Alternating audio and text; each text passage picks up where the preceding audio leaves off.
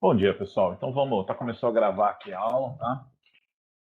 E vamos dar continuidade à disciplina nessa terceira aula da unidade, ainda daquele grupo, né, de introdutório, em que a gente falou um pouquinho da geoinformação na primeira aula, depois falou sobre cartografia e hoje a gente vai falar sobre geoprocessamento, né? A gente vai definir alguns conceitos e alguns usos do geoprocessamento para que já nas próximas unidades a gente comece a entrar em alguns conceitos básicos depois dessa introdução e em algumas aplicações mais para o final, mais para as unidades intermediárias, né, de aquisição, processamento e divulgação de dados geoespaciais. Tá bom? Esse primeiro, essa primeira contato, né, efetivamente, com o geoprocessamento, eu acredito, da maioria de vocês, eu vou tentar trazer não só a parte conceitual diretamente do que é o geoprocessamento, dados geoespacial e tudo, mas também trazendo alguns exemplos, trazendo algumas aplicações desse conceito, tá? Dessa técnica de se tratar o dado geoespacial. Aqui. Okay. A gente viu na aula passada, né, que o dado de informação geoespacial é aquele que se distingue essencialmente pela componente espacial, né, a posição, que é a partir dessa posição que a gente consegue associar cada entidade ou fenômeno com a sua localização sobre a superfície da Terra. E a partir de você saber esse fenômeno, né, e aí a gente faz isso através dos mapas, né, lembra que a gente dividiu em três partes, ou seja, primeira parte, você tem um sistema que possa ser utilizado de uma forma de produzir informações para suas tomadas de decisão,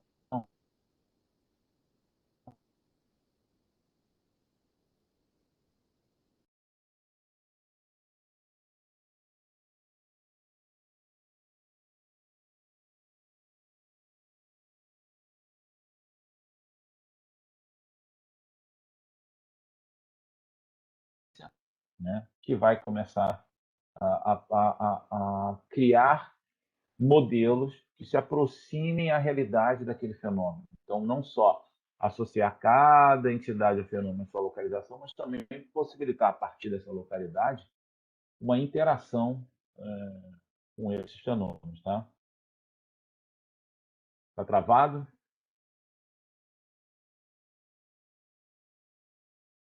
Ok, não? Já voltou? Tá bom. Então, assim, e aí, para a terceira parte, para a gente garantir essa posição, você tem todo um sistema, né, de posicionamento geodésico, satélite, posicionamento global, que reúne, né, tanto o GPS americano, o GLONASS russo, o Galileu da União Europeia, e também o Compass, o Beidou chinês. Né? Então, a partir desses três, você consegue ter uma plataforma, né, um ambiente em que você faça todo esse processo do olhar sobre o território a partir de documentos cartográficos de aplicação que garantam a posição, né, que possam trazer a posição daquela entidade ou fenômeno para a análise que você vai estar trabalhando. Né? Como a gente falou também na aula passada, muito dessas aplicações, muito desses fenômenos a serem estudados, você hoje utiliza um smartphone, desktops ligados à internet, possibilitam toda essa análise da localização também. Tá? E aí, uma questão, ou seja, eu tenho aqui um mapa, né? Aqui é o mapa do Rio de Janeiro, do município do Rio de Janeiro, e um mapa que mostra o zoneamento em macro-região. Né? De que forma? Ou seja, toda essa área amarela que está aqui, zona norte, aqui em cima, é uma área consolidada, que ainda tem um potencial, né, de adensamento, que tem infraestrutura de transporte, mas que necessita de alguns investimentos de saneamento, de habitação, né, equipamentos sociais, lazer, nesta área. Então, é um indicativo para essa área. Já a área vermelha, que pega desde a Ilha do Governador, Fundão, centro e zona sul aqui, ele já é uma área consolidada, né, com patrimônio cultural e natural em grande valor. Você tem uma parte aqui da floresta, da Tijuca, assim por diante. Então, você tem aqui uma ação, assim, nesse sentido de controle do adensamento, né, da ocupação, da intensidade do uso para não ultrapassar a capacidade que existe nessa região, também nas condições naturais. Aqui na área, né, da Jacarepaguá e Barra, você tem uma outra avaliação, né? São áreas com carência de infraestrutura e alta vulnerabilidade ambiental, né? Você tem algumas aqui nas lagoas da Barra, né? Que tem um crescimento populacional muito grande e gera uma vulnerabilidade ambiental, dessa ocupação, né? Então você precisa de algum suporte para ali. Você tem essa área daqui mais da Zona Oeste também, que tem aí uma área de conservação, preservação ambiental, com fragilidade e vulnerabilidade. Então, você tem áreas de preservação aqui, ou como também essa outra aqui no norte da área da Zona Oeste, né, com grande vulnerabilidade social, pouca infraestrutura, uma necessidade de assistência e investimento do poder público. Então, é um zoneamento para que você entenda como está a situação da ocupação e das relações da ocupação humana, né? Das relações antrópicas com o meio físico, com o meio ambiente, e se gerou esse mapa com essas áreas de zoneamento. Bom, ok, o mapa quando está pronto, a gente tem, né, uma informação, então você tem aqui, né, como falei, uma área que necessita incentivo, você tem uma área condicionada às questões ambientais, você tem uma área que já precisa de certo controle, de qualidade para proteção. Então, como é que você chega nisso? Ou seja, como é que você chega a esses resultados? Né? A gente não vai fazer aqui, o objetivo aqui de apresentar não é uma análise sobre esses dados, mas como é que chegou a esse recorte, identificou essa área amarela, com esse grupo de informações sobre essa área amarela. Então, como é que eu chego a esses resultados? Né? E aí a gente vai voltar um pouquinho lá na primeira aula também, ou seja, a parte ele tirou no parou ímpar? Não, aqui é assim, ali pode ser assado. Ou ele precisou de um conjunto de dados básicos, né? Conjunto de dados que ele vai olhar, vai ter uma capacidade de interpretar aqueles dados, gerar, a partir da capacidade que ele tem, lembrando lá também da outra aula, ou seja, né, tem a capacidade cognitiva de entender aqueles dados, para que você gere uma informação como aquela, dando o ordenamento, o zoneamento territorial do Estado, ou seja, dando suporte aos processos de decisão, dando suporte às políticas públicas naquela região. Como é que o geoprocessamento entra nisso? Então, a gente vai entender o que é o geoprocessamento. Primeiro, o geo, né, está associado, se remete à Terra, é uma associação à Terra, Terra com T maiúsculo, ou seja, o globo, né, e a questão do espaço geográfico, ou seja, como aquele espaço geográfico é ocupado, se relaciona, né, como o meio físico, o meio biótico, né, onde tem a fauna, a flora, a vegetação, e o meio antrópico, ou seja, a ação humana ali dentro, seja para moradia, seja para agricultura, assim por diante. Então, tudo que se refere à Terra está com o gel ali, está passando essa informação. Já o processamento, ele busca a operação de tratamento daquele dado, o processamento daquele dado. Né? É uma ação que a gente tem no nosso dia a dia, no conhecimento, principalmente com o avanço aí dos sistemas computacionais, o aumento da capacidade de processamento. Então, é processar dados que têm uma característica gel, que se remete à Terra, que tem essa questão da relação com o espaço geográfico. Tá? Então, o geoprocessamento é o processamento de dados geográficos, dados associados à superfície da Terra, com o objetivo de produzir informações que permitam o conhecimento sobre aquele espaço geográfico.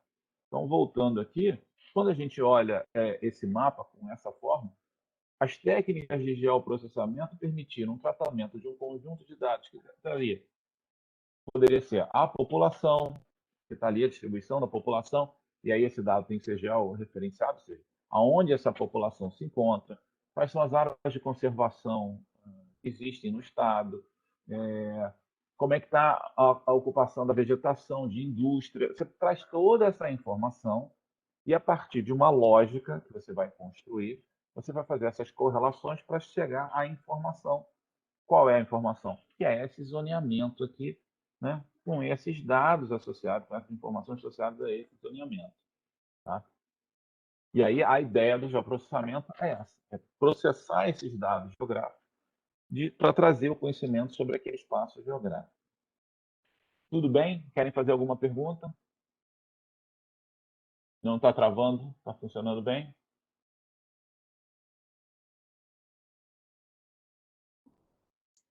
Tá ok. Ok? Beleza.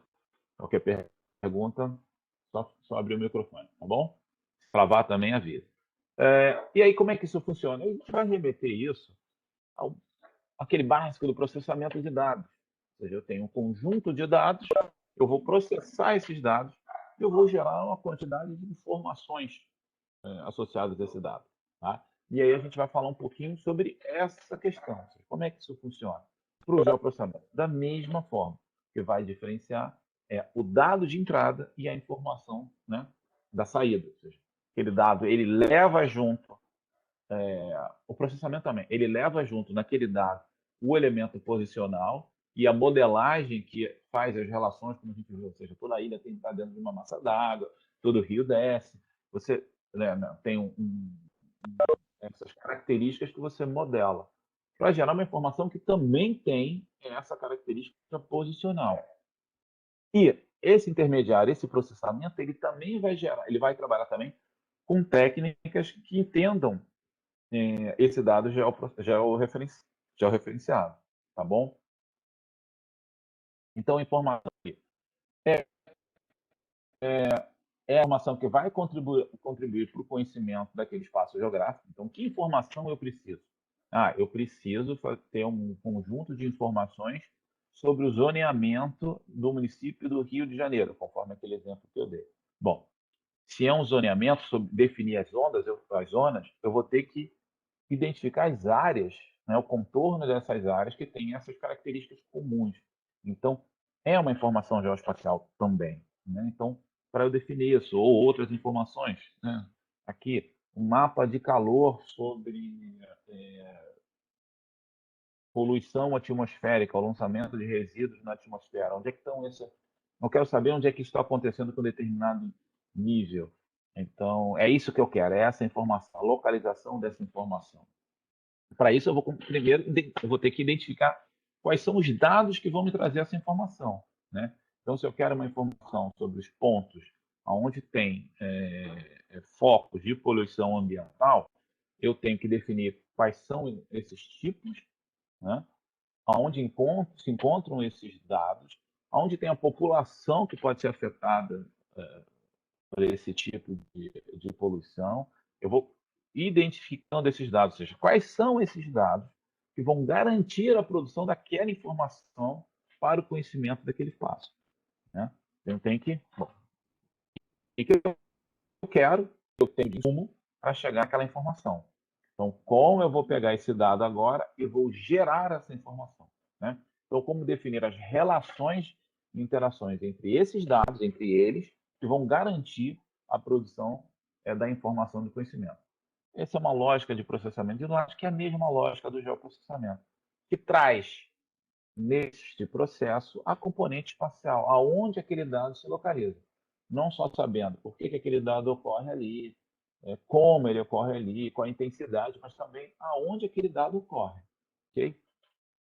Para isso, a gente vai voltar um pouquinho no tempo para um experimento muito particular do momento que a gente está passando hoje também, que é o John Snow, que é um exemplo que todo mundo que fala sobre geoprocessamento, todas as aulas básicas de introdução ao geoprocessamento usam. Eu não vou fugir disso, eu vou também usar esse mesmo exemplo. Né? John Snow foi um médico inglês, em 1800, no meado de 1800, que é considerado o pai da epidemiologia moderna. Né? E tinha uma visão muito cética a respeito das questões da dominação e afirmação de doenças como a cólera, ou seja, ela é assim, ela é assada, é por causa da poluição, ou seja, ele precisava sempre de um apoio a partir de fatos. Então, não de especulação, era uma questão que ele tinha muito. Então, ele começou a pensar sobre quais são as relações, existe alguma relação entre o abastecimento de água e as questões da epidemia de cólera em 1854, lá em Londres, existia alguma relação? E ele não podia trabalhar com achismo, ele tinha que se basear em fatos. Então, a primeira coisa que ele pensou é, poxa, eu preciso de um mapa, eu quero taxinhas. Eu nem sei se taxinha existia, né? Mas vamos pensar dessa forma para facilitar o entendimento. Então, eu preciso de um mapa. Vamos ver como é que isso ocorre espacialmente. Né? Então, ele pegou mapas do bairro e pegou um conjunto de taxinhas. Tudo que era poço de água, ele vai marcar com uma taxinha azul. Então, tudo que é. Ops, tá, veio na ordem ao contrário. E tudo que era os óbitos que ocorreram por cólera, ele marcou com uma taxinha vermelha. Tá? Então, se a gente vê aqui dentro do bairro, ele tem as taxinhas azuis, que são os poços, certo? E as taxinhas vermelhas, que eram os endereços das pessoas que chegaram a óbito devido à cólera. O que ele fez? Ele pegou esses poços e georreferenciou. Ele pegou o mapa, que é uma informação espacial, marcou, e ele pegou todos os endereços e marcou nesse mapa também. Tá? Então, esse era o conjunto de dados que ele tinha, e é um conjunto de dados geoespacial, porque está espacializado. Você consegue ver as relações ali dentro também espaciais. Bom, a partir disso, ele começou a pensar. Né? Ele começou a processar o que ele estava vendo, a partir da capacidade cognitiva que ele tinha. Certo? A partir do conhecimento epidemiológico que ele tinha, da formação que ele tinha. E ao olhar isso, ele começou a fazer algumas análises, ou seja, não só olhar aquele dado, mas também olhar espacialmente aquele dado. Né? E aí ele falou assim, opa, peraí, eu vou pegar aqui e vou fazer um círculo, uma área de abrangência, né, entre cada poço de uma determinada distância. Opa, então esse poço aqui, ele tem essa área de abrangência e ele teve acesso, e ele está dentro dessa área de abrangência, ele tem 1, 2, 3, 4, 5, 10 óbitos nessa área de abrangência. Esse poço aqui teve tantos, esse tantos, e teve um aqui específico, teve uma quantidade muito grande de óbitos. Né? E ele começou a fazer essas relações, ou seja, opa, peraí, eu tenho um indicador aqui, que num raio de 5, 10 metros de um determinado dos poços, tem um poço que se destaca absurdamente em relação à quantidade de óbitos neste raio de atuação. Claro, você tinha, né, óbitos comuns a mais desse raio, mas aquele tinha uma concentração até que exclusiva para aquele poço muito grande. E aí, a partir desse conjunto de dados, ele começou a tomar as decisões, a partir desse conhecimento das relações sobre o território. Então, você lacrou esse poço aqui da rua, dessa localização. Olha, ninguém consome mais a água daquele poço. Né? E aí você começou a ter o quê? Uma diminuição dos casos de cólera. Então, ele começou, a partir disso, a ter indícios, hipóteses que a relação do consumo de água com a cólera.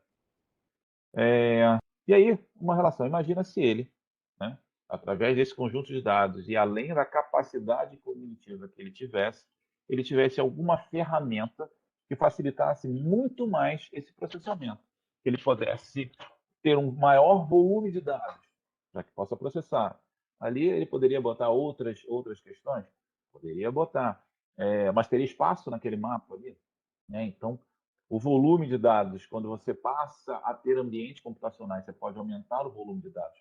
Você melhora o processamento daquele dado. Você pode trabalhar com modelos matemáticos mais complexos.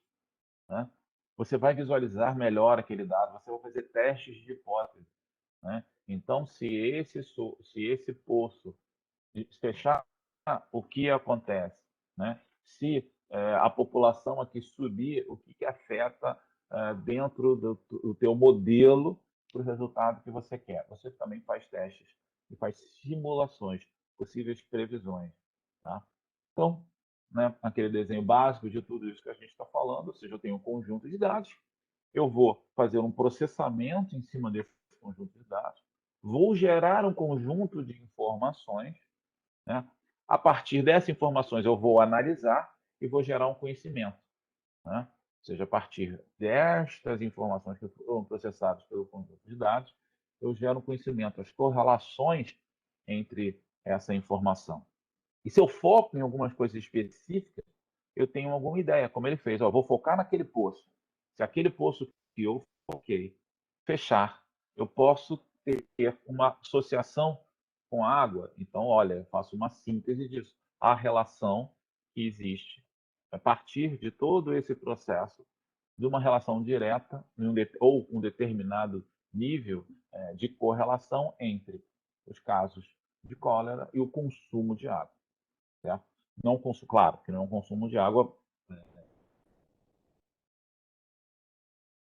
boa, é um consumo daquela água tem algum problema, porque está muito tem associação, se estuda quimicamente aquela água e você começa a fazer as correlações, né? As análises para entender o conhecimento, foca em algumas questões e você tem o seu resultado, a tua síntese daquele conjunto de dados que você está trabalhando. Ok? Uma pergunta?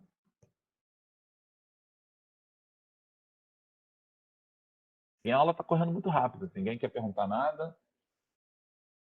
Nenhuma dúvida?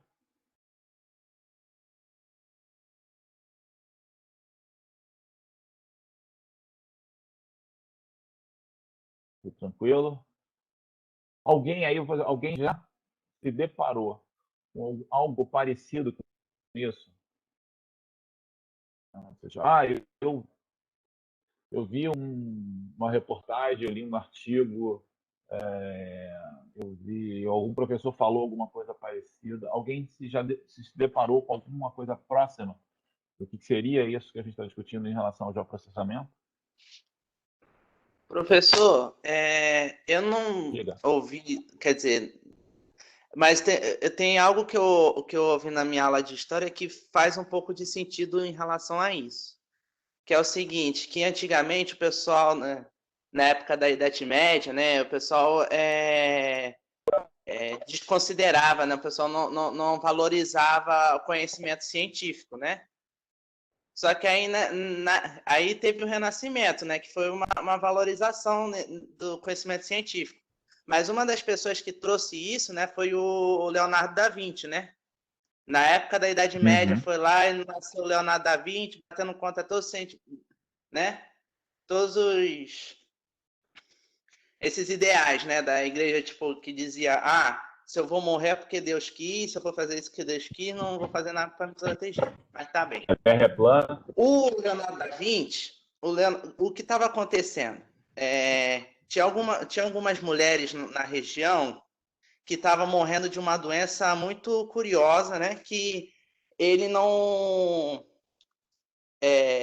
morrendo de uma doença muito curiosa que o pessoal não sabia o que era, mas o pessoal já dizia assim, essa mulher tá morrendo porque ela é pecadora, que ela não sei o que, babá. Só que o Leonardo da Vinci foi lá e fez uma pesquisa que parece muito com esse geoprocessamento, né? Que é o que ele fez.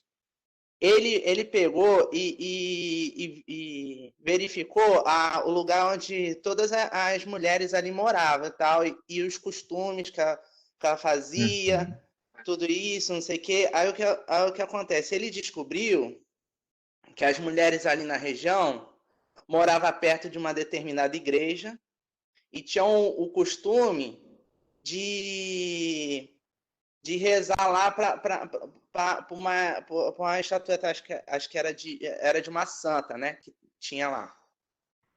Só que acontece, o que todo mundo fazia era o quê? Ia lá e beijava a santa. O que acontece é que a estátua da santa estava contaminada com vírus, agora que eu não me lembro, com a bactéria lá que eu não me lembro o que era, e estava causando a morte dessas pessoas. Aí ele fez um experimento nele mesmo. O que ele fez? Sem ninguém para experimentar, ele foi lá e pegou uma parte da estátua, chegou e foi lá e botou na boca de propósito, com acompanhamento da auxiliar dele e tal, e ele ficou doente. Aí ficou doente, fez procedimento para tratar lá dele, ele se curou e tal, mas ele descobriu ali que naquele momento era o quê? A estátua a estátua da santa que estava ali estava contaminada com uma bactéria que parece com a da cólera, né? A história é mais ou menos essa.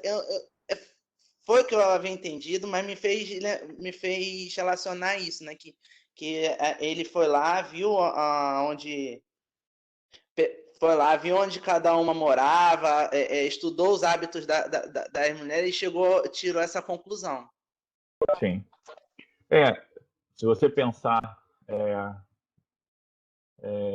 em que nesse caso que você está falando, ou seja, se você identifica aonde as pessoas que têm os casos, né, da referida doença lá que está ocorrendo, há uma concentração, e aí se você simplesmente pega e tabula essa informação, você vai ter um conjunto de tabula esses dados, você vai ter um insumo para você pensar, é claro. Mas se você, além disso, você tenta espacializar essa informação, pode ser que venha uma análise disso de uma concentração, ou seja, olha, os casos estão concentrados num determinado lugar, que pode ser em volta daquela igreja, ou por características, né? Porque a tabulação podia tirar também, ou seja, você está tabulando dentro daquela tem, ou seja, hábito, ir na igreja. Então, olha, 95% das pessoas que têm o hábito de ir naquela igreja, né, estão contaminadas. 10% das pessoas que não vão naquela igreja estão. Então você começa a ter essas relações. Né? E aí você começa, opa, peraí, você tem um conjunto de dados que está falando mulheres que vão numa determinada igreja, opa, então eu vou gerar aqui, será que existe alguma questão em relação àquela igreja? O que ela faz ali dentro? Você começa a montar isso tudo até que você chegue numa determinada, e aí, né, aí ele faz um experimento baseado nisso. Ele não saiu, vamos dizer assim, lambendo, beijando ou se encostando em tudo para saber. Ele faz primeiro um trabalho em que ele diminui a área de atuação. Então, aqui a gente vai fazer esse experimento. O que o geoprocessamento agrega assim para isso é você ter a capacidade de também, além dessas questões, levar em consideração a posição e as relações que os fenômenos espaciais têm. Né? Porque eu posso estar trabalhando com fenômenos que são, por sua natureza, também espaciais, geográficos, como as questões ambientais. Né? Então, a gente vai ver alguns exemplos sobre área de deslizamento, outras questões que tem, só que elas ocorrem, é dela ocorrer, você sabe aonde ela está. Então, você tem essas questões. Né? Tem aqui, dando uma olhadinha aqui, não tem a taxa de aglomeração por zona seria algo parecido com isso. A diferença é que isso é apenas a informação antes dos passos posteriores. Taxa de aglomeração por zona, sim. Você tem a densidade demográfica associada ali. Então, se você tem uma densidade demográfica, você tem a quantidade de uma população num recorte territorial. Então, tem uma informação geoespacial. Né? Toda vez que você faz isso, que você fala em densidade demográfica. Por quê? Porque você está tirando um recorte de uma população que está uma parte de uma população que tem na sua origem ou alguma questão ocorre naquela região, naquele espaço geográfico. Né? Então, você pode ter áreas de maior ou menor densidade demográfica, dependendo do que você está estudando. Né? Trabalhar melhor aquele tipo de informação. Se a gente fosse pensar em alguma coisa associada no nosso dia, do que a gente está vivendo, né? Se você, né, no caso da Covid, se você pensa em, claro, o Brasil é muito grande, você tem várias questões, mas você pode tentar fazer algumas coisas. Claro que isso depende de um investimento e uma infraestrutura muito grande, né?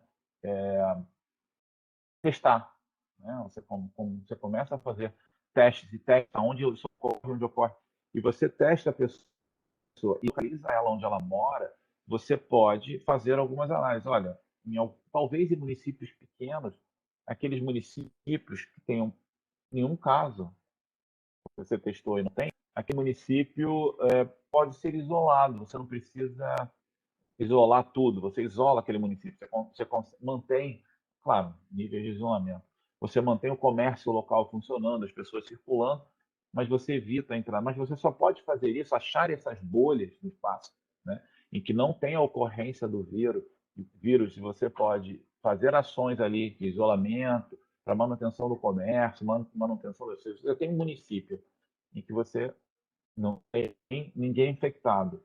O que você tem que fazer? Você não precisa botar todo mundo em casa. Você precisa não deixar o vírus chegar. E ao fazer essa ação, você pode ter outras ações internas no fecho. Então, para poder gerar o conhecimento, a ideia e a sabedoria, você precisa de um conjunto de dados, você precisa processar esse conjunto de dados, você precisa analisar essas informações geradas, você precisa ter o foco naquilo. Você pode para a densidade demográfica ou para várias outras questões. Mas qual é o foco para você gere aquela sua ideia e, por consequência, a sabedoria em relação àquilo. Então, é pensar e poder levar nessas análises a questão posicional também. Tá bom? Ok? Vamos ver mais alguns exemplos disso, né? Então, a gente viu a questão conceitual e alguns usos em relação ao geoprocessamento. Tá? Qualquer coisa, se vocês quiserem, abra o microfone e a gente vai conversando. Aqui um exemplo. Né? Quem mora, todo mundo acho que mora aqui no Rio de Janeiro, sabe do quanto o Rio é sensível às questões das chuvas. Né? Então, isso aqui foi em 9 de abril de 2010, né? Onde teve vários acontecimentos, principalmente ali em Niterói, Morro da Pumba, não lembro agora, a reportagem está muito pequenininha, vários acontecimentos, aqueles acontecimentos que a gente já sabe, né? Principalmente em áreas de encosto, alojamento, perda de vidas e assim por diante. Mas isso é uma coisa que ocorre esporadicamente. Né? Aqui uns exemplos. Né? Você tem aqui um deslizamento de massa que vai daqui de cima, vai descendo e vai levando todo mundo. Né? Olha aqui, olha que absurdo. Aqui você tinha uma quantidade de domicílios, uma quantidade de casas, pessoas morando, que foram afetadas por esse evento. E são eventos naturais também, por quê? Porque há uma fragilidade do meio ali, né? Ele é um meio frágil por causa de... Aí a gente vai ver algumas questões em relação a isso. Da declividade, da formação ali do solo, e uma ação que é o índice, a quantidade de chuva é muito grande, ocorre. Da fragilidade, aquilo ocorre. Né? Só que a gente acaba ocupando, a população acaba ocupando essas áreas frágeis. Né? Mas será que isso ocorre só agora? Não. Aqui um exemplo, né, de 1º de janeiro de 1966, aí a gente está falando aí de mais de 50 anos atrás, ou até mais se a gente puxar para 2020, né? Também desabamentos, por causa das chuvas, a própria característica do rio ocorre. Tem essa... É uma característica física do rio, é uma característica das condições climáticas, e aí a gente ocupa onde tem essas áreas de risco. Mas, efetivamente, onde estão essas áreas de risco? Tudo bem, eu não vou ocupar, mas onde é que estão essas áreas de risco? Onde? Nessa cidade. A área de risco ou é aqui? Aonde é? Onde são essas áreas de risco para que eu possa desenvolver políticas públicas, que eu possa desenvolver incentivos para que a população não ocupe essas áreas. Tá? Mas eu só vou poder tomar essa decisão baseado nessa informação. E como é que eu chego nessa informação? De novo, eu vou jogar uma moedinha e falar assim, opa, aqui é, aqui não é. Vou medir a velocidade do vento. Como é que eu faço isso? Eu vou ter que começar a trabalhar com um conjunto de dados que me chegam a essa informação. Ou seja, quais são os dados que eu vou precisar para saber onde estão as áreas de risco vulneráveis. O objetivo aqui não é a gente estudar e definir quais isso, é só para a gente entender esse processo. Alguns exemplos para isso, né? Então, se eu tenho uma questão de deslizamento, eu preciso saber algumas informações sobre a declividade, sobre o tipo de rocha, sobre os solos, sobre se chove muito, se não chove nada. Então, eu preciso desse conjunto e eu começo a definir esse conjunto de dados, né? E esse conjunto de dados geoespaciais, esse conjunto de dados que eu trabalhar no geoprocessamento, eu posso resumir em um mapa. Os mapas com esses conjuntos de informações. Claro que hoje em dia, pelos ambientes computacionais, a gente está falando em base de dados geoespaciais, né? Em banco de dados que tem essas informações e também a componente espacial desses dados. Tá? Aqui um exemplo, ou seja, um dado geológico, né? Que tipo de rocha eu tenho ali e se essa rocha é mais suscetível ou não a questões de deslizamento. Então, a gente tem tipos de rocha, como rochas sedimentares, né? Como argila, própria areia, em que ela tem essa formação e elas são muito mais fáceis, né, de serem desfeitas, de sofrer erosão, né, de sofrer intemperismo. Vento também, né, por água, por a chuva, um vento extremo. E aí você começa a mapear onde tem essas rochas, de modo que você tenha, e aí a partir, né, desses mapas geológicos, dessas informações, qual é o grau de potencialidade desses tipos para deslizamento.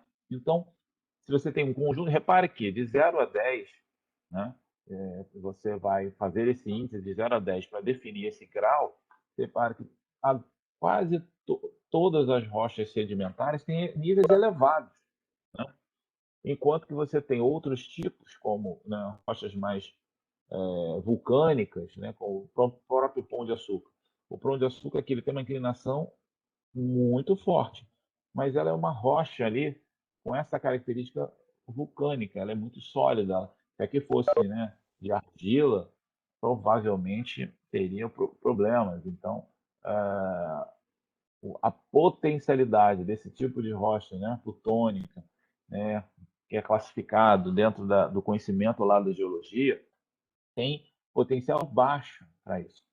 Então, eu faço toda essa análise desses tipos de geologia para que eu gere um mapa do Brasil todo. E aí depois a gente vai ver questão de precisão, de escala mais à frente, mas um mapa que eu possa ter toda essa potencialidade identificada. Lembrando quando a gente falou ali um pouquinho atrás, né, lá no John Snow, em que se ele imagina, ele tivesse um computador, ele poderia trabalhar com um volume maior de dados. Esse volume maior de dados pode ser numa região ou pode ser para processar grandes regiões, né? Porque processar o Brasil todo para você identificar essas áreas vulneráveis, você precisa de computadores com capacidade de processamento alta para fazer isso, né? Então você chega a um mapa, né, uma base de dados com toda a potencialidade de risco a deslizamento pela geologia. Mas só isso? Não, eu posso trabalhar outras coisas.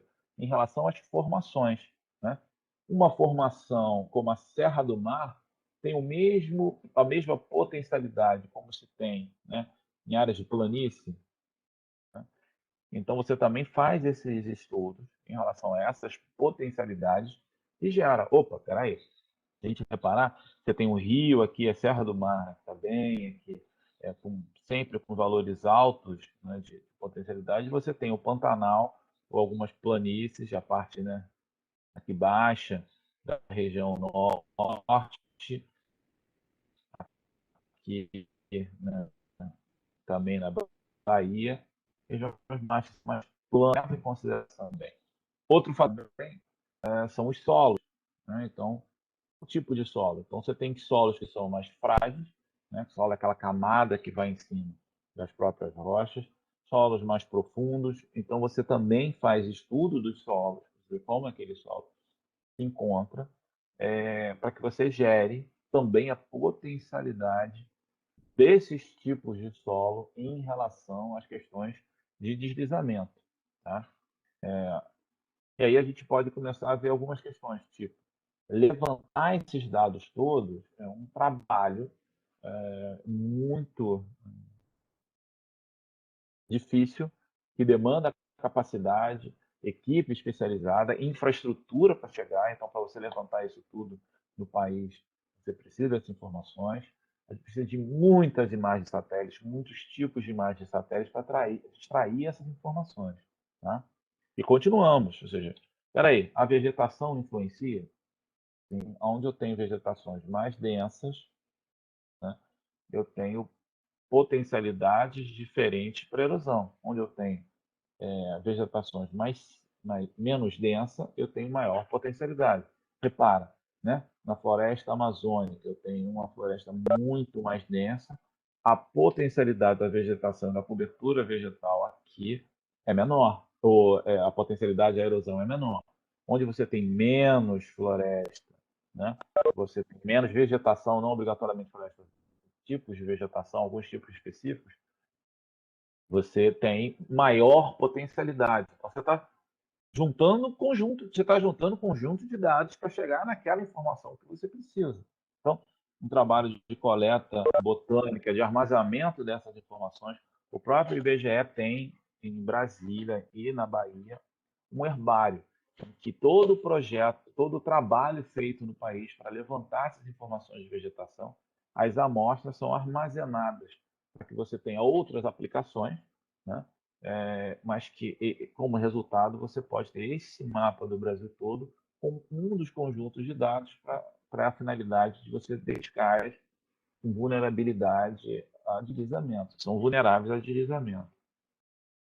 A mesma, bom, posso ter um determinado, como a gente viu, né, uma rocha ali no Pão de Açúcar em que ela não se desfaz, ela tem uma inclinação muito grande, mas ela não se desfaz. Mas eu preciso saber onde tem declinação, né? Então, não só saber o tipo da rocha, o solo, mas também a inclinação. Então, dependendo da região, você pode ter maiores ou menores inclinações, né? A B aqui é uma inclinação muito pequena, então a velocidade de escorregamento aqui ela é maior do que aqui, né? Então, você tem essas diferentes declividades, e você calcula o percentual de declividade por essa relação, né?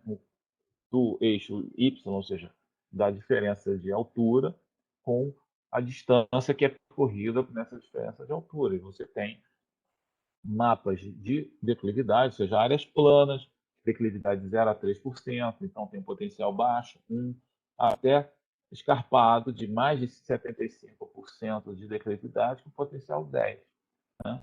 E numa escala de 0 a 10. Então, isso gera também uma base de dados onde você tem as maiores declividades. De novo, você tem essa região aqui, né, do Sudeste, Sul, que tem uma declividade, a região Norte, aqui, né, que são áreas com bastante declividade e que, por consequência, geram potencial para deslizamento, né? E áreas de baixa declividade, geram um potencial menor, que isoladamente podem não ter muito sentido. A gente vai ver que é importante você pegar a declividade com o tipo de rocha, com o tipo de solo. Você pode ter, né, como o Pão de Açúcar, um tipo de rocha que a declividade, mesmo sendo muito alta, faz pouco impacto, né? Chuva. Onde é que chove muito, né? Se a chuva é um grande gatilho para isso ocorrer. Então, eu vou juntando todo esse conjunto de dados, e a chuva você vai tirando pelas estações meteorológicas, e aí você faz, né, processos de modelagem disso para ter uma informação contínua, e essa informação é pontual, aonde você tem as unidades de coleta. Também, então, o que a gente tem é um conjunto de dados ali, né? Geologia, solos, vegetação, o relevo, a declividade, a chuva, e eu vou identificar para cada local, para cada localização, para cada coordenada, para cada quadradinho que eu posso pensar, e normalmente se trabalha com isso, com células, de 1 por 1 quilômetro, qual é a informação da geologia, qual é a informação do solo, qual é a informação do relevo, qual é a informação da vegetação, qual é a informação da declividade e qual é a informação do índice de chuva. A partir disso tudo, eu vou criar um processo de correlação, em um exemplo, né? Peso, uma ponderação, dizendo, olha, a declividade é a que mais influencia. Depois a geomorfologia, vegetação e pedologia estão no mesmo nível, a cobertura vegetal 10, a pluviosidade é a menor. Então, eu se defino. Claro que existem metodologias para chegar nesses pesos, né? A gente vai trabalhar isso.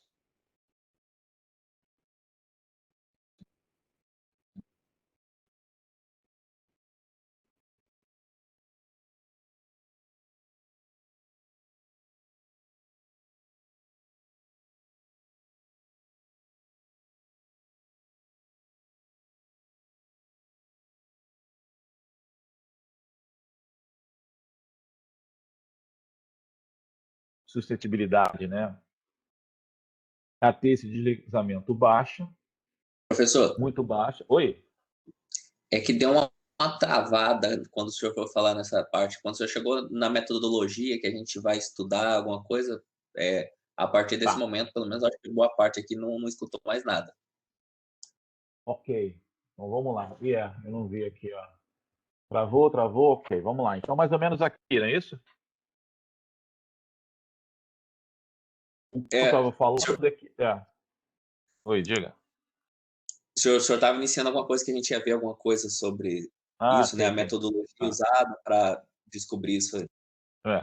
Então, existem metodologias para você definir esses pesos, existem metodologias para definir as correlações, né? A gente vai fazer algumas questões dessas lá, quando a gente for ver álgebra de mapa, sistema de informação geográfica, né?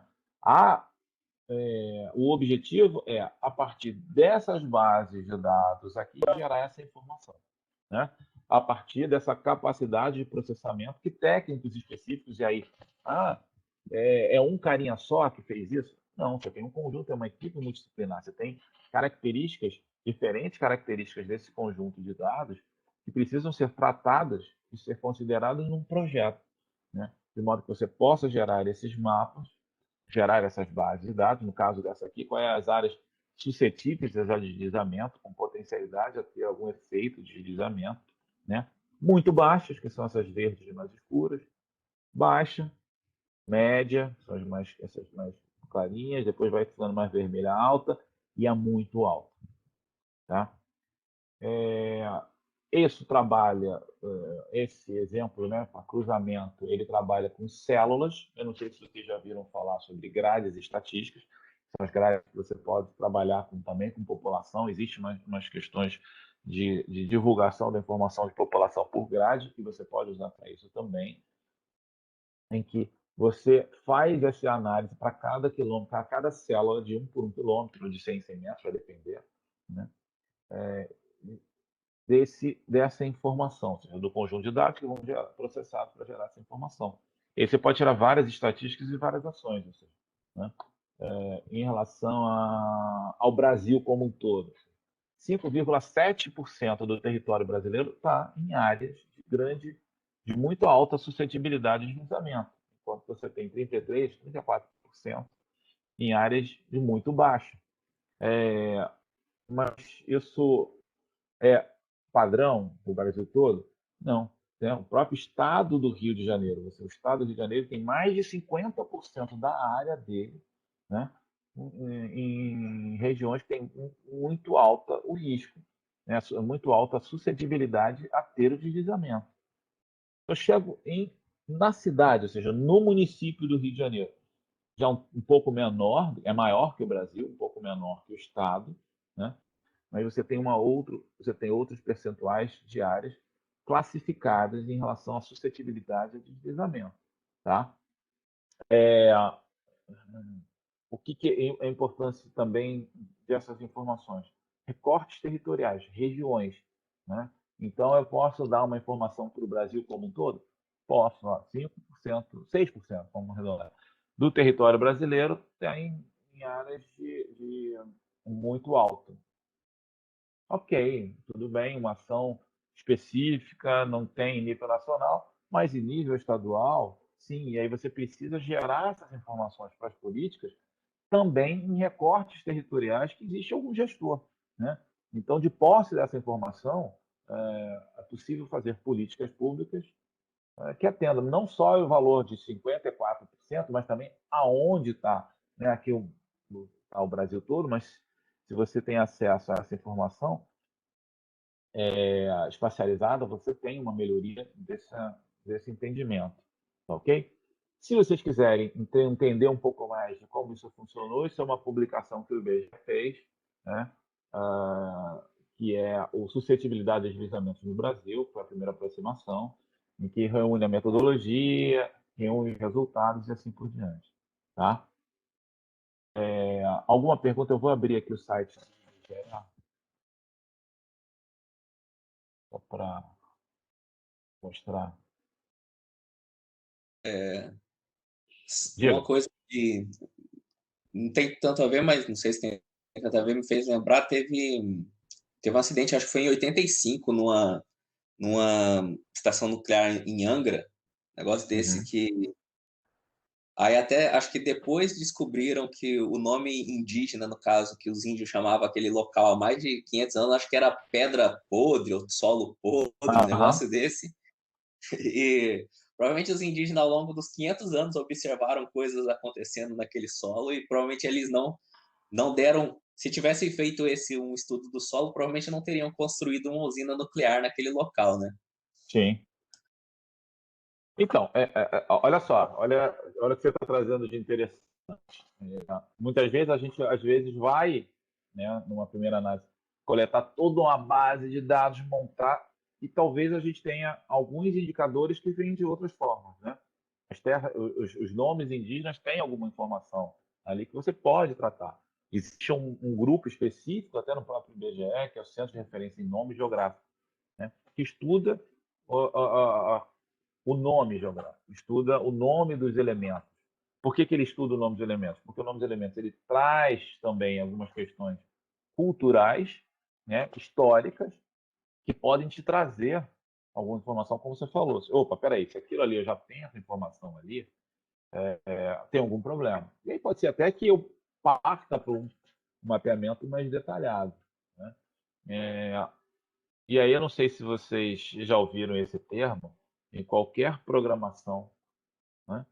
Se você entra com bosta, sai bosta, né? Então, o escolher o dado, o entender o que você precisa para gerar essa informação. Opa, vou botar uma usina nuclear ali numa determinada região. Qual é a população ali? É uma área que tem facilidade para escape? Quais são os efeitos que podem ocorrer se a gente vê aquela lá, eu esqueci o nome, lá no Japão, ou seja, por causa de um tsunami, né? Então, onde tem as menores ocorrências disso, né? Para eu poder botar, porque isso afeta, né? O deslizamento cai na usina. Então, assim, todos esses conjuntos de dados são importantes na hora de você gerar aquela informação para a sua tomada de decisão, trazendo a questão geográfica como também um elemento para isso. Tá? Para vocês poderem, se vocês quiserem mais à frente olhar, eu vou entrar aqui no site do IBGE sobre BDIA. Tá? O site aqui tem os nossos sites, você pode achar por aqui, né? Ou aqui, o BDIA. Eu vou clicar aqui, vou abrir, que é o banco de dados de informações ambientais, que traz outras informações e traz esse também. E aí, uma forma de você ver isso facialmente. Você conseguiu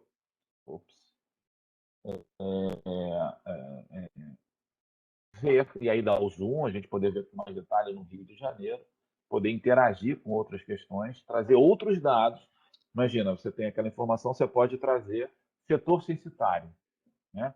Quais são os setores censitários com uma densidade demográfica ou com uma quantidade de população, número de domicílios, o que for que se avalie, para ver se aquelas áreas que são de grande potencial, de grande suscetibilidade a ter deslocamento, como é que está? Existe população ali? Qual a característica daquela população e assim por diante. Para a gente entrar, para vocês terem uma olhada, que é acesso ao tema, você tem aqueles temas ali. Eu vou entrar em consulta em grade. O que é consulta em grade? É você olhar todas essas bases de dados em cada célula, em cada carregar aqui. Em cada quadradinho que se criou aqui, você tem informação da geologia, da geomorfologia, da vegetação e as questões associadas à cobertura e uso de terra e assim por diante. Tá? Então, todo o país é dividido em vários quadradinhos. Eu vou chamar aqui um... aquele mapa, vamos chamar o mapa de suscetibilidade? Primeiro, peraí. Desculpa, é aqui. Suscetibilidade também. Bom, aquele mapa que a gente viu num PDF, ele está em ambiente digital. Então, ele tem essa distribuição em células. Você tem as estatísticas aqui, né, de percentual, que a gente viu ali, que eu mostrei. Né? Eu posso dar zoom, ou seja, eu posso ir aproximando. Conforme eu vou aproximando, ele vai recalculando essa grade e vai trazendo essa informação. Tá? Com as estatísticas e assim por diante. A internet já está um pouquinho devagar. Se travar qualquer coisa, vocês avisam. Tá? E também por recorte. Peraí, vamos lá ver o Rio de Janeiro? Então, eu quero Estado e eu quero Rio de Janeiro. Ele vai me levar lá para o Rio de Janeiro e vai me dar a estatística só do Rio de Janeiro. Ou seja, né? Percentual das áreas, a grade aqui já diminuiu. Poxa, eu sei onde ocorre. Né?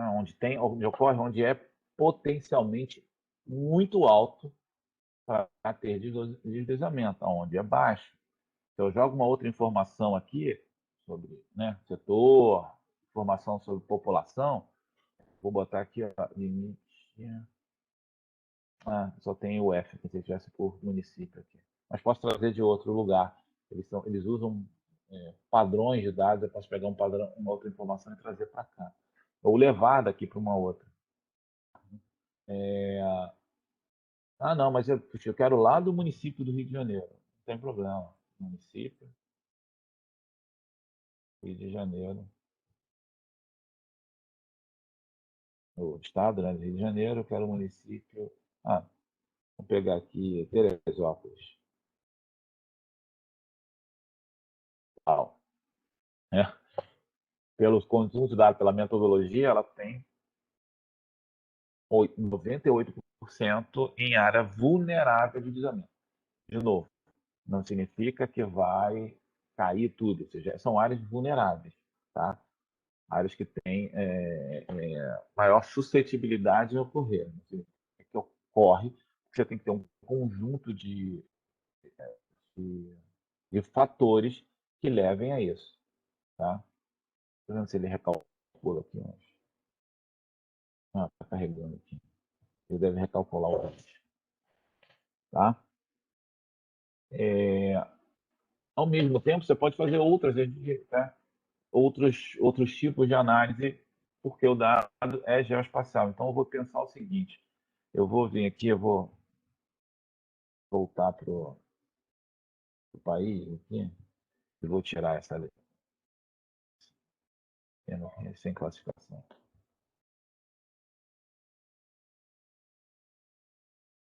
Eu vou pensar o seguinte, poxa, onde é que tem as florestas no país? Né? Então, vou aqui me enrolar em vegetação, claro que a gente precisa ter um conhecimento, um pouco da floresta, mas de cara eu sei que floresta ampla, densa, tem muita característica dentro do nosso. Eu escolho isso, ele vai fazer uma pesquisa e vai me selecionar aonde tem floresta ambrófila densa, ou seja, floresta com características, né, da Mata Atlântica e da Amazônia. Onde é que tem floresta no país? É essa aqui. Opa, é isso? Então, mas eu quero saber onde ela tem, como é que está a cobertura e uso de solo. Como é que foi... muitas vezes a gente chama assim, isso aqui é o mapeamento da vegetação em 1500, ou seja, quando o europeu chegou aqui no país em 1500. Como é que era a vegetação? Como é que está hoje? Eu posso vir aqui, ó, em cobertura e uso, cadê? Cobertura e uso da terra. Ops, peraí. Cobertura ainda está em 2018. E aí ele vai me gerar aqui e vai dizer o seguinte, olha, em 2018, onde tem floresta no país, eu tenho 79, 80% preservado. Né? Dessas, onde é a floresta, eu tenho 8% uso em pastagem. A agricultura, acho que é pequena. A área agrícola tem 0,36%. Eu posso fazer esses estudos, eu posso fazer essas análises, eu posso gerar as estatísticas sobre as estatísticas ambientais. Em 2000 muda, ou seja, como é que era de 2000 para cá, fazer uma série histórica em relação a essas informações. 84. Tá? Posso fazer isso no Rio de Janeiro. Né? Então, o dado geoespacial, no estado do Rio de Janeiro, o dado geoespacial, ou seja, eu tenho esse dado georreferenciado e eu posso ter essas informações para o recorte. Então, no Rio de Janeiro. Vou fazer aqui de novo. Vegetação, floresta ambrófila. Aqui onde lá, em 1500, era floresta ambrófila densa, estado do Rio de Janeiro. Tem outros tipos de floresta, depende da altura da vegetação, uma série de coisas. Né? Mas, de uma forma geral, é essa vegetação, e você tem aqui 7,5% de onde era a vegetação original no país, no Rio, no estado de Janeiro, hoje é ação humana, tem ocupação, cidade. Né? Você tem preservado 38%, 39%. Então,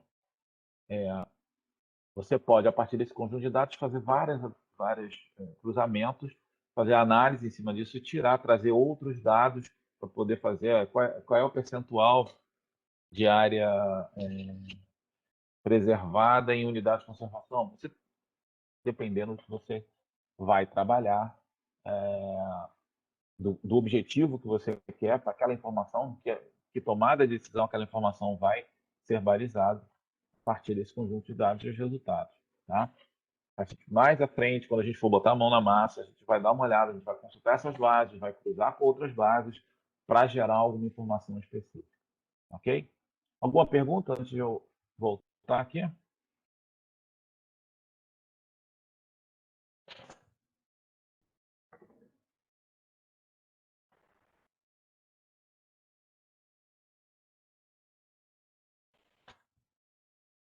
Ok? Então vamos lá. Outro exemplo, e aí saindo um pouquinho da questão ambiental e uma outra questão, aonde eu posso pensar o seguinte: aonde eu vou construir um hospital para atender um número maior de pessoas? Né? Onde eu posso pensar? Onde eu vou fazer isso? Então, qual é o conjunto de dados que eu preciso para isso? As cidades se relacionam. Não, existe uma hierarquia entre as cidades? Primeira pergunta para a gente analisar. Tem cidades que têm maior porte e cidades com menor porte. Ou seja, né, Rio de Janeiro está no menor porte de estrutura, de tudo, do que Porto Real, do que Varriçai. Existe um relacionamento entre essas cidades. Né? Ou seja, pessoas que moram em Niterói trabalham no Rio de Janeiro. Né? Pessoas que moram no Rio de Janeiro trabalham em Niterói. Pessoas que moram em Niterói estudam no Rio. Pessoas que moram no Rio estudam em Niterói. Quais são as relações? Né?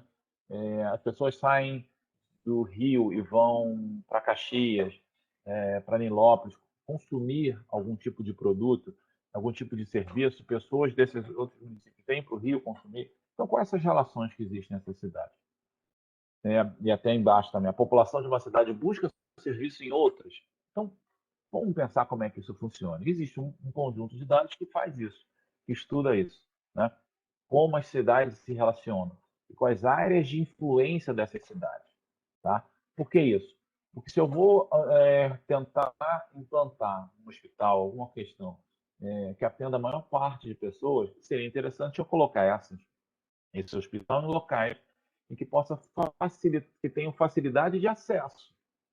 Né? De repente eu vou botar um determinado local que é muito difícil de acesso. Então começo a pensar nisso. Aqui um exemplo, ou seja, a cidade do Rio de Janeiro, ela influencia, se eu vou, deixa eu gerar aqui uma caneta para a gente ter uma ideia.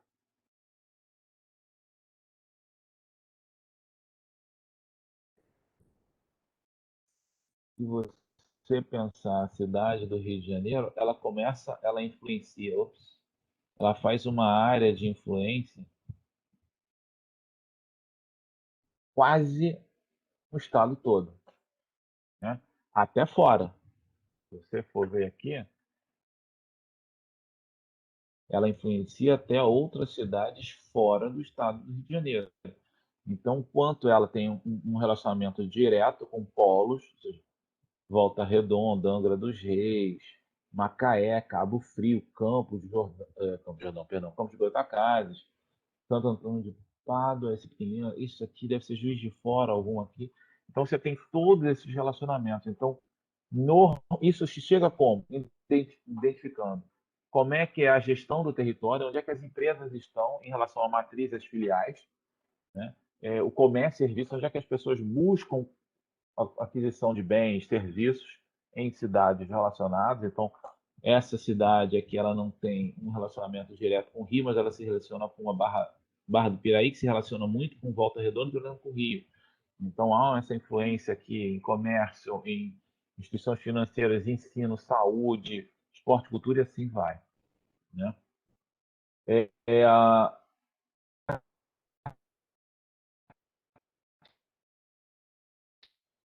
Que é um exemplo de saúde, ou seja, ligações entre as cidades que buscam atendimentos de saúde. Então, você tem polos, né? Ou, desculpa, perdão, isso é outra coisa. Que são os casos de Covid, né? Então, você tem casos da semana na região, número de casos. Você tem também os casos acumulados, então aqui você tem, né, quantos casos tiveram e o caso da última semana. Então, esse aqui teve um total, mas na última semana não teve quase nada. Esse quase a mesma coisa. Então, você tem esses casos e as relações em que esses municípios buscam atendimento de saúde. Então, Nova Friburgo busca também atendimento no Rio, mas ela recebe de Cachoeira de Macacu, ela recebe de Bom Jardim, de Duas Barras, de Sumidouro. Ou seja, essas cidades buscam em Nova Friburgo atendimento para a saúde, né? Como as pessoas aqui em São João do Rio Preto, uma coisa assim, estou conseguindo ler direito aqui, busca atendimento em Teresópolis, ou como o pessoal de Silva Jardim, a população de Silva Jardim busca atendimento em Rio Bonito, ou seja, quais são essas relações, tá? E esse estudo também relacionado a onde busca gera algumas informações, tipo, para serviços de baixa e média complexidade na área de saúde, há uma busca em torno de 72 quilômetros médio no país para atendimento, ou seja, as pessoas percorrem, em média no país, 72 quilômetros para ter um atendimento de saúde. Olha uma informação geoespacial aí, né? A cidade que atrai maiores deslocamentos, as pessoas se deslocam mais para chegar em Manaus.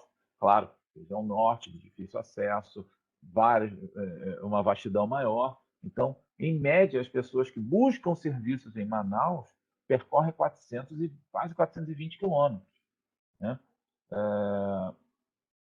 A cidade que atrai mais outras cidades é Goiânia. Goiânia, então, em torno de 155 cidades buscam atendimento de saúde de média e baixa complexidade em Goiânia, né? A cidade que menor deslocamento, né? Então, Santa Catarina, tem a menor deslocamento é 40 quilômetros. Então, você tem um conjunto de informações aqui que vão te auxiliar nesse processo. Opa, onde é que as pessoas estão deslocando mais? Quais são as cidades que atendem mais população? Então, se eu voltar aqui, será que, e aí, sabendo a população de cada um, será que seria interessante eu investir em um hospital em Friburgo? Porque ele atende, as pessoas buscam, tem mais pessoas, mais população buscando atendimento em Friburgo, né, do que de repente em outro. Pode botar em Bom Jardim?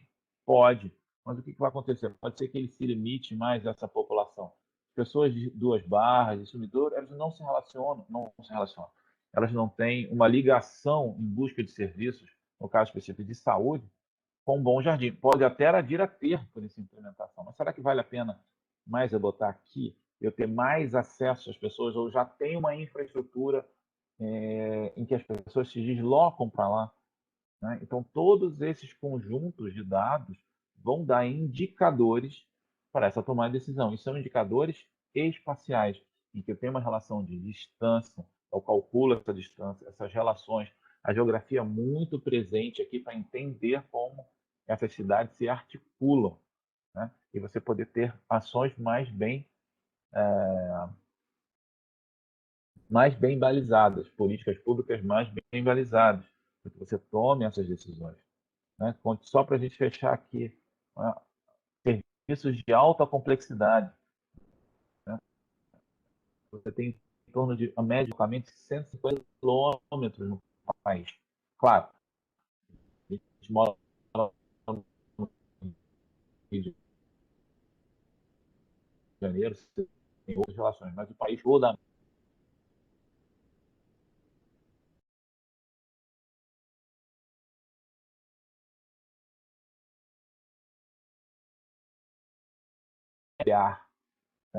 de como a infraestrutura está para atendimento e aonde atuar, aonde eu vou atuar. Eu não vou simplesmente jogar uma moeda e achar, não, vou aqui, vou ali. Eu tenho isso espacializado e faço esses processos de ação, né? Eu vou voltar um exemplo aqui também, que a gente estava vendo aqui. Não essa aplicação, eu vou fechar aqui e vou ver lá no portal Covid, né? Do IBGE, que traz essas informações e auxilia os processos decisórios. Tá? Vou carregar aqui.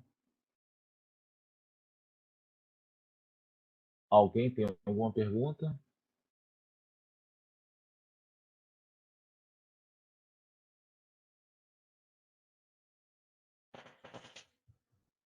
Por enquanto, tá tudo tranquilo aqui. Tudo tranquilo? Deixa ele abrir e carregar aqui.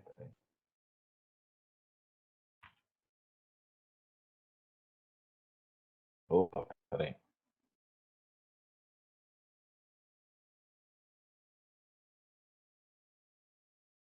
Deixa eu ver aqui.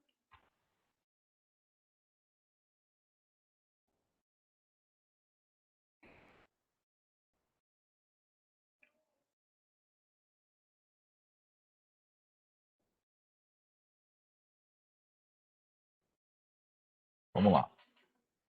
Então, até no início da aula, né, na primeira aula, eu peguei alguns dados daqui, esses dados estatísticos e tal, mas você pode também entrar nesses painéis interativos, né? Então, vamos dar uma olhada aqui. Este é o deslocamento para ser buscar o serviço, aquilo que a gente estava vendo, tá? Vou entrar nesse painel interativo aqui.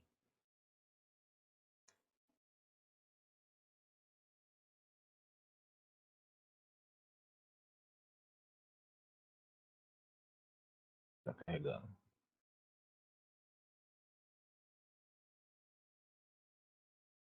Não? Tá de novo.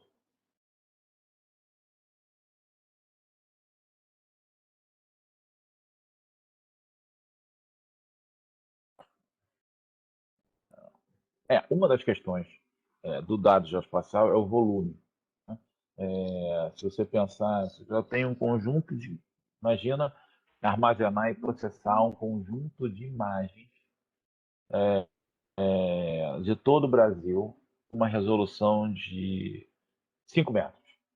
Ou seja, você dividir o Brasil em quadrados de 5 por 5 metros, né? E você tem ali mais de uma banda, ou seja, mais de um conjunto de informações para aquela informação, para imagens de hoje, de sei lá, 2020, de 2018, de 2016, e até para você poder acompanhar a evolução desse processo. O volume e a capacidade de processamento para isso tem que ser, né, a capacidade de processamento, como é que se fala, a potência de processamento das máquinas tem que ser adequada para poder fazer esse tipo de uso, né?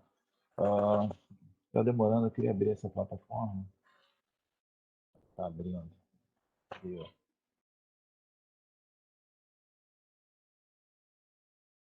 até onde eu tirei aquelas informações, tá vendo? E aqui a gente vai dar uma olhada aqui no mapa. Ele está usando o ArcGIS aqui, o dashboard, assim, uma plataforma que facilita essa construção. Então, na verdade, o dado geoespacial ele também tem softwares específicos, né? Muitos são gratuitos, outros são corporativos. Esse é um corporativo específico.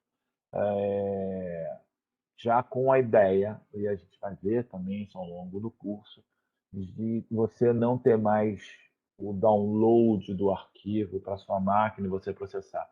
Você usar a nuvem para isso, você ter serviços de mapas, serviços de dados geoespaciais passíveis de serem processados. Né?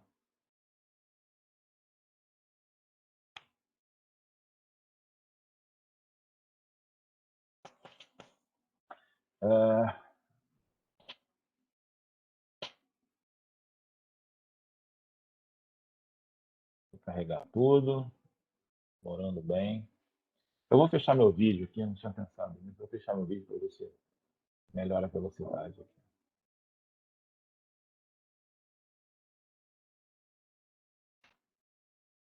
Nada? Peraí, então vamos botar, peraí.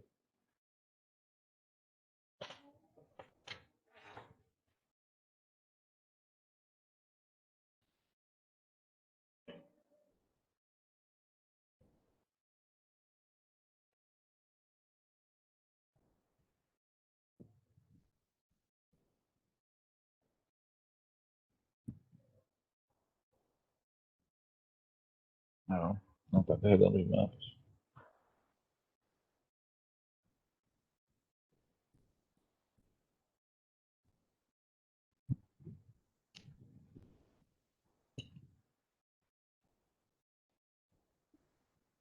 Opa, começou a carregar aqui. O que isso aqui traz? Só para, enquanto ele está, para a gente poder. Todas as regiões de saúde, né, do país.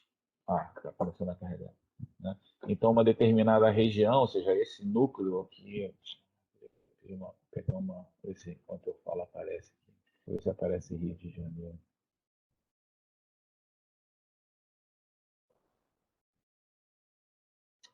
Pera aí, eu posso botar aqui.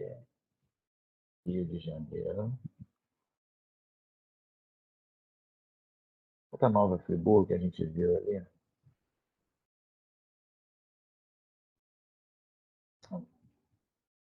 Pensei que tivesse uma seleção aqui. Então, vamos lá. Ele deve estar trabalhando aqui para selecionar só os municípios. Você vê, né? Aqui são todas, mas eu quero nova. Friburgo. O que ele vai me trazer? Essa é a região de influência de Nova Friburgo, não é o município de Nova Friburgo. Tá? Então, o Friburgo, ele atende a esta região toda. Né? Esse é o polo aqui de Nova Friburgo. Eu vou aqui, deixa eu ver se aqui se adicionar. Eu vou adicionar aqui, olha,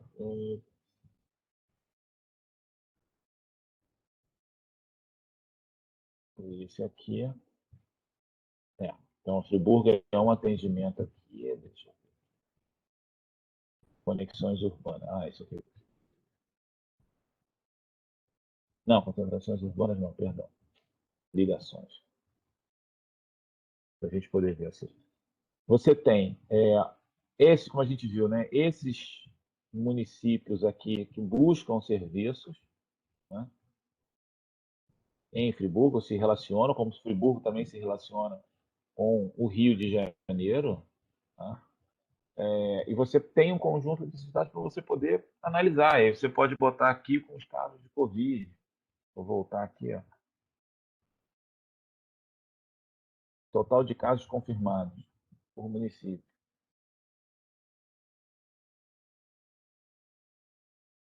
Pegou? Sim, ele já estava os casos da semana.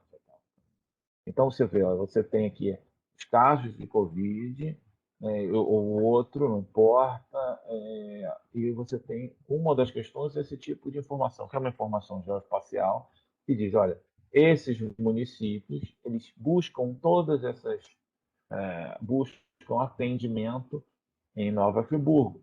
Há uma correlação também entre Friburgo e Cordeiro. Será que de pessoas de Friburgo que vão em Cordeiro ou de Cordeiro que vão para Nova Friburgo?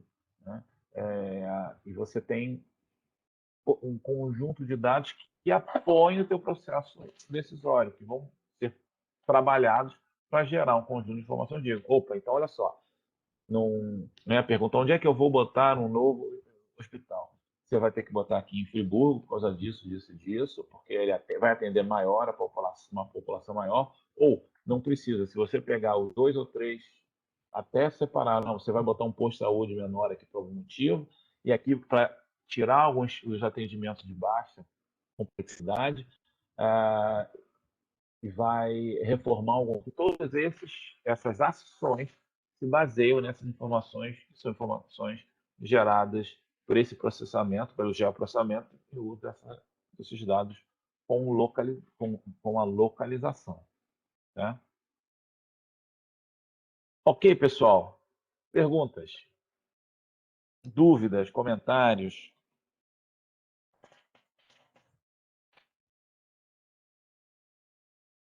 Vou parar aqui de compartilhar. Tá? Nenhuma pergunta, nenhum comentário?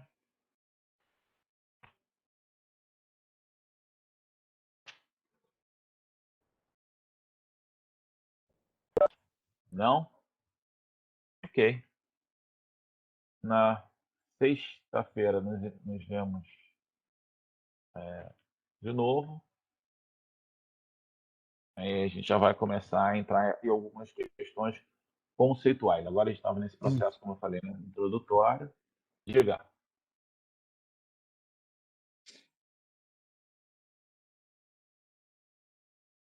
Alguém abriu? Não. Tenho uma dúvida sobre o processamento desses dados em nuvem, mas diga, fale aí, pode perguntar qual é a dúvida.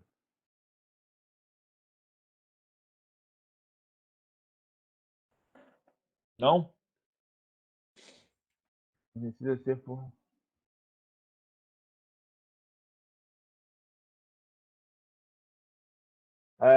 Tá, vamos lá. Você perguntou aqui, né? A internet precisa ser formidável junto ao processamento ou o processamento do computador pessoal diminui o suficiente para o computador modesto? Então, a nuvem ela pode ser trabalhada não só como acesso, como processamento. Você pode processar em nuvem também. Tá? O que você faz? Você faz todo o processo de construção do que você quer processar lá no ambiente de nuvem. Você faz todas as suas regras, ele vai processar lá, né, com cliente e servidor. Você está processando no servidor. A tua máquina ele só vai servir para acessar aquele servidor, configurar, o processamento vai ser no servidor e ele vai trazer a resposta. Como a gente viu, ou seja, hoje aqui a minha rede, né, pessoal, ficou meio difícil de acessar ali, mas para visualização, né? Se você também traz muitos dados, a visualização pode atrapalhar. Então, a questão maior também é a rede de internet. Para o processamento em nuvem, você usa a própria nuvem também para processar, tá bom? Então, como eu te falei, tudo que você, assim, a nuvem que você contrata, né, você tem sempre um processo, ou você utiliza alguns serviços que estão disponíveis, a gente vai ver também infraestrutura de dados espaciais, nos próprios servidores, né, daquele que a gente estava vendo no BD, de você gerar informação, gerar as tabelas, aquele processamento está sendo tudo lá no servidor, não está sendo na sua máquina, você está só tendo um computador para acessar aquela plataforma. Tá? Instituições mais corporativas, você tem os processamentos nos servidores, pode ser no cliente também, mas a grande questão é você migrar para o processamento também nos servidores. Não só armazenar, mas processar nos servidores. Tá bom? Respondido? Tem uma outra aqui também, ok. Tem uma outra aqui também. Importante saber as fontes. Sim. Outras questões mais à frente a gente vai ver que são os metadados. Tá? Uma coisa que eu vejo em alguns, até projetos de monografias, teses, às vezes, dissertações de mestrado, e alguns falam assim, foi feito um estudo na região tal, onde a população em 91 era tanto, em 2000 tanto, em 2010 tanto, conforme a Secretaria Estadual de não sei das quantas. Não. Normalmente as secretarias não fazem contagem de população. Né? É que você acaba acessando pela secretaria um dado, mas a fonte original é o IBGE. É importantíssimo saber as fontes para saber se quem está produzindo aquele dado tem um conhecimento, uma experiência naquele tipo de dado, né? E também para você dizer no final, olha, esse resultado se baseou em dados produzidos pela Serviço Florestal, pelo Serviço Geológico, pelo IBGE e assim por diante. A fonte é importante não só para você saber que a confiabilidade daquele dado, mas também para informar quem está usando aquela informação que você está gerando, da onde veio o dado original. Tá? Perguntas? Mais alguma coisa?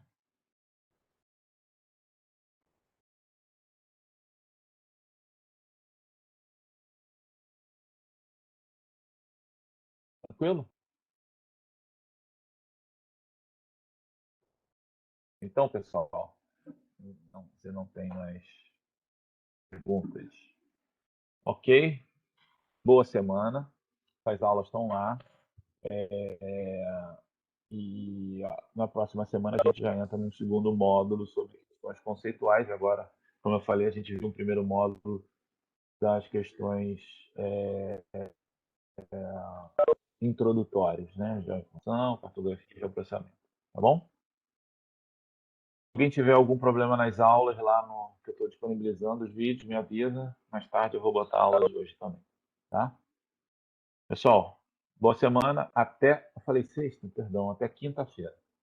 Tá bom? Abraço. Tchau, tchau. Tchau, tchau.